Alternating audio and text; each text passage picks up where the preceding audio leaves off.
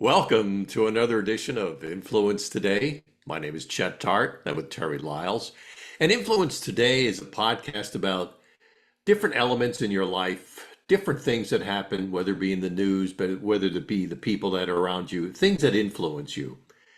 And last weekend, we had something that influenced us. And Terry, welcome. I'm glad you're back. I understand that you've been incredibly busy since this incident did influence us. You want to explain a little bit? Yes, thanks, Chet. It's always good to be here with you and talk about what influences us. And regardless of who you are, or I think even what you believe politically, what took place Saturday night was alarming. Yeah. I only recall one in my lifetime that did a similar thing with a recovery, and that was President Reagan. And I remember I was working in a store just out of high school. And I remember when that shooting took place, and I was staring at the radio playing because we didn't have TVs in the store. And it still impacts me. I still think about that. I can remember it like yesterday, and that was 1981. So First of Saturday, all these incidents do have an impact on us because we can always say, I know where I was when this happened. Do yes. you remember exactly where you were and what you were doing when this incident happened? Yeah, I was in my office here finishing up my day on Saturday, and I got a phone call from ABC, and that's when it started. And I didn't even see it live. I was working, coming off another podcast, and I got a phone call, and I'm like, "Hey, what's up?" And they're like, "This is what just took place." And then I turn on the TV, and then I get immersed in it, and then it starts. So I'm always talking about the human side of this, the human capital and recovery side of what goes on in these kind of events. And obviously, this was tragic. It could have been like horrific, but it didn't go that way, thankfully. But I think all of us can pause and say, this influenced me somehow, whichever your political party is, because it could happen to the other side or the other side, So we live in a violent society by rhetoric. And on one of the broadcasts, I called this like, a bullying situation where the person who had been bullied came back with a gun. And I don't know, we're still learning about the shooter, 20 years old, what he'd been through in his life. At some point, it really doesn't matter because, motive is motive. They all have their own, but it just shows you how fractured we are as a society and how divided we are. And pray to God, this will help bring our country back together because we need some back togetherness and go back to politics and not warfare. And I think that's a big conversation. So let's talk about this for a second. You're a psychologist on stress and how we Right. deal with stress and things that influence you and how to, keep calm. But let's call it emotional intelligence. Yes. What were some of the questions that you were getting called on from these networks? How do you talk to your family and your kids about this? That was one of the earlier ones, because they're like, look, our kids are online. They saw it and heard it before most adults did, because it was evening Saturday, and they're like, hey, the president just got shot, and parents are coming going like, what? Which president? I mean, like, who got shot? Where? So in many cases, our young people are getting real time more so than we are because they live on their pads and phones. So how do you debrief them now? So it's a military conversation. You plan, you brief, you execute, you debrief, you celebrate. It's a 5 cycle win cycle for fighter pilots. So young people need to be debriefed on what they heard, what they saw, what they're continuing to hear and see in the media. And the question comes down to, what does it mean to you? What do you think happened? And it opens up a nice conversation opportunity for parents, caregivers with young people to say, here's what democracy should be. And what we saw was not democracy. And have a conversation about bullying and what goes on with rhetoric and hard conversation and negative conversations and escalation that danger could be quickly following. Well, you also see it happening in schools when somebody's bullied. They come back, and not all of them get executed. Right. Their shootings don't happen because they get caught. But let's talk about the parents themselves. You're expecting them to understand and how to have a conversation. Not every parent is equipped with that. Right. They're going to have a conversation, and they also may be one-sided to either side to have a different conversation. So how would you deal with that? Well, I put the responsibility on the parent or the caregiver, regardless of the situation in people's lives. Don't wait for your student, young person to come to you and ask. Go to them, enter into a conversation. Did you know what happened? No. Here's what happened. Do you know what happened? Most of them will say yes. Yes. Okay, so let's talk about this. Don't wait for them to come, because a lot of times young people won't come to a parent or a significant other and share what they're feeling. You have to go to them. That's why it's called parenting. You have to raise up a child. So take the initiative as a parent or a caregiver and go to those young people, regardless of their age, whether they're, preteens, teens, even young adults with young families. This is a conversation we need to be having and that I'm interested in having all over the country and around the world internationally about what is going on and how do we take care of the human condition, the human spirit, and the human capital of our relationships. But somebody needs to be the adult in the room and in the county and in the state and the country and take accountability and open a real dialogue about what just took place. Normally, things like this take place. We talk about it a week later, it goes away, and we go back into the same old habits. Is Right. there a way to avoid that and change habits?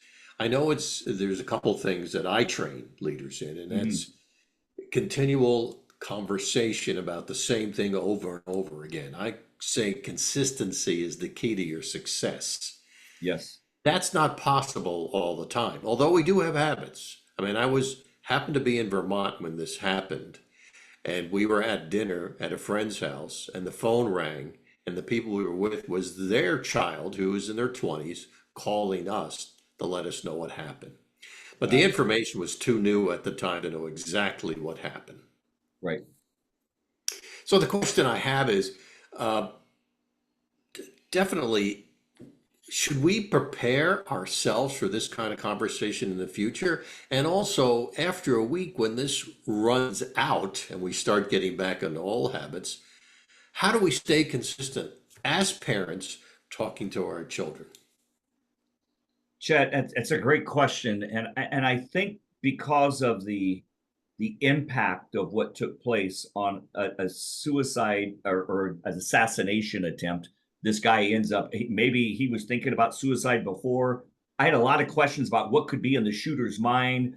Is he trying to eliminate himself? Is he trying to eliminate others? We don't really know. We can't put conjecture into a shooter's mind that's no longer alive. But that assassination attempt, because it happened so rarely, is a 9/11 experience. And from over 20 years, we've been saying never forget from 9/11, which I spent time at with first responders. And I think it's a situation where we have to talk about these events, whether it's JFK, Martin Luther King Jr., Lincoln. I mean, we can go all the way back through history of Bobby Kennedy. I mean, people that were shot trying to do what they thought was the best thing. I don't think we're going to forget this one. I think this is iconic enough that we'll be talking about this for the rest of our lives and hopefully teaching about it for the rest of our young people's lives. Well, why would this one be more important, or we would remember this one over others? I think based upon not more than others, but I think based on where we are in history right now, I think we're really at a climax of cataclysmic results. And it's not just political election. I think our country is so deeply wounded and hurt. Remember, and let's put this in context for a second. We just came off a pandemic where hundreds of thousands, if not several million people died. We don't know directly, indirectly. My son was one of those through the pandemic. We come off a pandemic that became one of those. Listen, I said the pandemic years ago. You and I were doing this when it was before it actually came out, not actually when it was starting to be recognized. I said, this is a BC AD moment. We'll always be talking about the pandemic, the pandemic. We know when it happened. We know what we went through, lockdown, school shut down, just all the things all of us went through. Coming off of that, still hurt, wounded, confused, and then this to happen shortly thereafter, I think it's going to stay lodged in our minds because the election is going to share part of that. But I think just where we are in history, like when Martin Luther King Jr. was shot, I mean, there was such a dichotomy in our country with racial wars going on, and he was about peace. And I think that's where we need to go back to. We need to go all the way back to we can have conversations politically, religiously, from a family base, but it needs to be peaceful. And in the midst of peace, there's always someone that's angered, hostile, and potentially dangerous. You bring up a good point about we need to go back. Maybe we don't know how to go back. Is there any tools that you could share with us that we could take away from this podcast that would be beneficial for us so that we say, do this, do this, do this, top three things or top four things.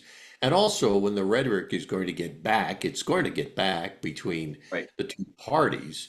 Right. How do we distance ourselves from that so that we are in control of our emotions? Do you have any tools you can share with us? Yeah, absolutely. I think without remembrance, we will definitely repeat failure from things that happened in our past. We have to remember. I call it a rear view mirror. We have to glance at what's behind us. I don't need to stare in the rear view mirror and get fixated on this is what's wrong with my life and this happened to me and it shaped me to be who I am today negatively. No, but you have to reflect. And then point two, the biggest thing in reflection, if something has gone wrong in our lives in our past, whether it's history, family, personally, you have to heal from it. So point one is reflect. Point two is heal from any reflection that's negative. And point three is don't lose hope.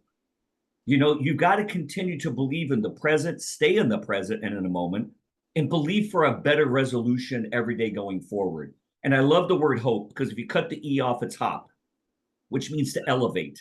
The word hope means to have hope or elevation in your step, your voice, your attitude, your connection with other people. So we need to reflect, we need to heal, and we need to focus and maintain hope for a better future. The other thing is the conversation between relatives and friends and families. Right now, it's at a Right. wall where I Right. don't care what you say, I'm not listening to you. You may be Right. talking, but I'm not listening to you. And I saw it the other night when people started talking about the incident where one side stood and where the other side stood and was despicable on how that conversation came Yeah. Yep. about. But I think we're in practice. And I got to tell you, I do say the leadership in this country, both sides, have perpetuated this issue. Absolutely. And I say this all the time. I've said it in the news clips over the past few days. I mean, we need a parent in the room. We need a leader in the room. We need people that understand the bigger picture in the room. It's not always just about winning and losing. I mean, it's hard for me to say as a performance psychologist and working with athletes and performers, but you know what? There is actually more learning in losing than there is in winning because winning creates celebration, which is great to learn from. But I tell my son who plays tennis, on a regular basis, it's not about losing, it's about learning. So the issue is, regardless of what your political views are, before Saturday night, now after Saturday night, what do we learn from this? We all live in the same country at this point, having this conversation, unless you're getting this globally, which you will in this podcast. Understand where we are. We're in a really interesting time in United States history, and we're trying to figure it out. So give us some grace. We need to give ourselves some grace to figure this out and lower the temperature of rhetoric and talk about issues versus people, personalities, and flaws. And I always say that everything comes from the top, the leadership from the top. Absolutely. And we are bombarded with news media talking about politics, political figures, and it's coming a lot from there. I mean, I think that there's other issues going on. People are listening to this, we're getting bathed in this, and I always said, turn it off. Turn it off to get away because you can get angry just by the words that you're listening to.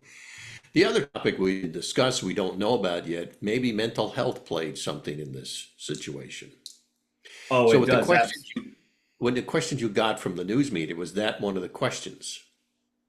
That was the first question interview I did was what is the mental health aspect of this on everyone?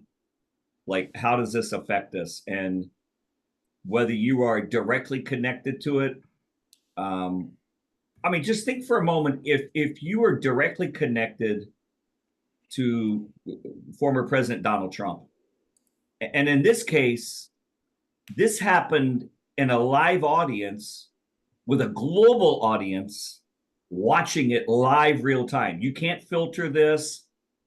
There was shots that rang out. There's blood falls. Listen, that has a psychological effect. 9/11 was after the fact. They kept rerunning the planes hitting the plane, the buildings. But in this one, we saw it live real time. It was so the closer you are to the epicenter of a tragedy or a traumatic event, the more it affects our psyche. You hear it, you see it, you smell it, you taste it. People still talk about this after 2 decades that we're in New York City. They can still smell the ash. They can still hear the sounds. They can still see the buildings fall. We saw it after the fact, but if you're there live, it has a really different effect. And most of us were watching and saw this live. I didn't see it live. I saw it on replay, but there was a lot of people watching that live coverage. So it depends on where you are and who you were. But if that was my dad, my grandfather, my brother, my sister, my wife, and I watched them get shot on live TV, listen, you just don't act like that doesn't impact you. It has a huge impact. I'd imagine. The other thing we have to remember is that someone died. Someone Yes. got shot. We're not hearing a lot about that. And I think two people are injured that seriously are injured are still in the hospital. I don't know Yeah. what so somebody did get hurt and somebody died from that. And we just can't focus on one person. We got to focus on a family that lost their father. Yes. Well, and I think, the individual that was shot and killed blanketed his family and actually gave his life for them. I think that's such a huge story. And he was a first responders, a fire rescue operator.